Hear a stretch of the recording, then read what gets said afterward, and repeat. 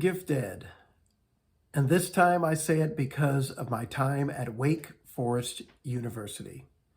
I was only there for 11 months, but a man I met really had quite the impact on my life.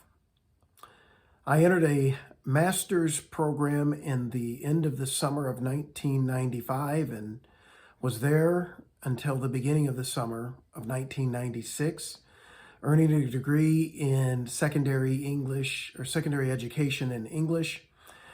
And I was out of my league, but it was quite a time and quite a learning experience for me. I remember entering the Z. Smith Reynolds Library for the first time and looking up on the back wall. There's a larger than life-size figure that's gazing out from over the rows of volumes of thick bound books. And this man is glaring at me, and I'm looking at him in his professor's gown and this very distinguished look, and I say, I know him. He's in my history books, or is he a founding father or a relative of a founding father? There's something that very familiar about this guy. Sadly, it wasn't until my third visit to the library that I looked up at that man and I said, oh my goodness, that is Dr. Edwin Wilson. He's my professor of my British Romantic Poets class. How did I not pick that up? How did I not recognize someone that was presently in my life? Well, I'll tell you this. I'm not used to seeing portions of a building or a building named after someone while they're still alive. I just thought it had to be someone from the pages of history, but it wasn't. It was my current professor. And listen, he was very, very much alive, although officially retired from Wake Forest University at that time. He retired in 1993, and in 1992, they named a wing of the library after him. And that's why his picture is so prominently displayed in that library. He is a highly respected and revered man there, and he made quite the impression. When I say this man is very much alive, I want you to think about this. This man was born February 1st of 1923. Yes, so on February 1st of this year in 2023, Dr. Wilson turned 100 years old. And when I had him as a professor, he was 72 years old.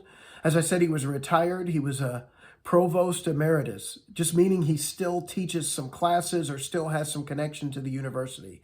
He has tons and tons of accolades and leadership positions for which he's held over the years. This man is highly regarded, and for good reason. There was something about attending his classes. There's something about his knowledge and his passion and his dedication. His dedication to his students and their education was unparalleled. His love and passion for literature, particularly those British Romantic poets, was put on display. It was so enthralling. Poets like William Wordsworth and Lord Byron, and he just had a way of conveying the information because of his passion for it and his knowledge for it. And so this man made quite the impression on so many people, but I'm just going to talk to you briefly about three things that he did that really impressed me. Here are some things that I picked up from my time with Dr. Wilson. Well, first, passion does not have to be loud and over the top. Passion does not have to be loud and over the top. This man spoke. He did not speak fast, and he did not speak loud, but yet you could not mistake his passion. His classrooms were all completely filled, and people that could not get into his class tried to stand outside the doors just to hear him. He spoke slowly, but he was very selective with his words. He is the most eloquent speaker I have ever heard. Secondly, this man, he differentiated himself by his calm demeanor, his stately presence, and he was truly a distinguished gentleman. And he was known by his knowledge of his craft. In other words, that passion that I spoke of it's often associated with intensity, and his intensity was in his time of study and preparation and how well read he was. And so he could come in and just mesmerize us with the information in which he was teaching. The third thing is an interesting just piece of observation of life that he made. He said this in one of his classes. He said, there's a huge difference between being 23 and being 28 years old. And I thought, that's interesting numbers. He didn't say 25 to 30. He said 23 to 28. And over the years, I pondered that, and I found that advice and that acknowledgement to be quite true. And here's what I learned. At around age 23 in our culture, you're just getting out of college if you decided to pursue a 4-year degree, an undergraduate degree. Or even if you're not, you're just getting started out in the workforce.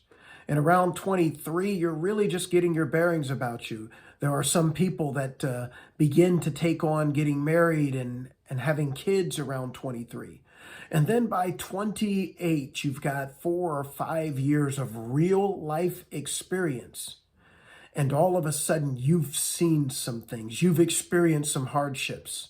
And I began to, as I realized in my life, from 23 to 28, there was a dramatic difference. His advice rang true.